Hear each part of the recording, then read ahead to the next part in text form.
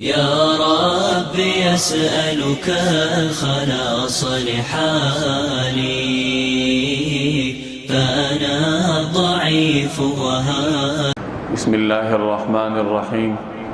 نبی کریم صلی اللہ علیہ وسلم کے ارشاد کا مفہوم ہے کہ دین آغاز میں اجنبی تھا اور عنقریب یہ دوبارہ اجنبی ہو جائے گا۔ خوشخبری ہے ان لوگوں کے لیے جن کو دین کی وجہ سے اجنبی سمجھا جائے۔ یہ وہ لوگ ہوں گے جو کہ میرے بعد میری سنتوں کی اصلاح کریں گے، جن کو لوگوں نے بگاڑ رکھا ہوگا۔ یہ سنن ترمذی کی روایت ہے۔ دین کے ہر حکم پر عمل کرنے میں انسان کو کسی حد تک مشقت اٹھانا پڑتی ہے۔ چنانچہ جب انسان نماز پڑھتا ہے، وضو کرنا پڑتا ہے، وقت نکالنا پڑتا ہے، تو کسی حد تک مشقت اور دشواری کا سامنا کرنا پڑتا ہے، اور اسی مشقت اور دشواری اٹھانے پر انسان اللہ جل جلالہ سے اجر کا طلبگار اور امیدوار ہوتا ہے۔ جتنی انسان محنت کرتا ہے اسی قدر اللہ تبارک و تعالیٰ کی جانب سے اس کی محنت کے بدلے میں اس کو اجر بھی ملتا ہے۔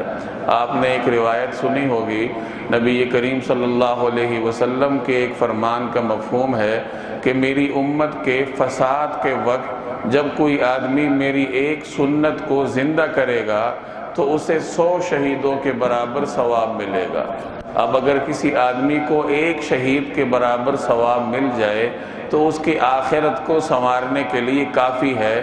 یہاں جو 100 شہیدوں کے برابر اللہ تبارک و تعالیٰ نے ثواب عطا فرمانے کا اعلان کر رکھا ہے نبی کریم صلی اللہ علیہ وسلم کی زبانی، تو اس کی وجہ یہی ہے کہ جب امت کے فساد کا دور ہوگا، بگاڑ کا وقت ہوگا، تو ایسے وقت میں سنت پر عمل کرنا نہایت دشوار ہوگا۔ اور اگر کوئی آدمی اس مشکل وقت میں سنت کو زندہ کرتا ہے، دین پر عمل کرتا ہے، تو اس کی مشقت کے بدلے میں اللہ جل جلالہ کے ہاں سے اس کو اجر بھی زیادہ ملتا ہے۔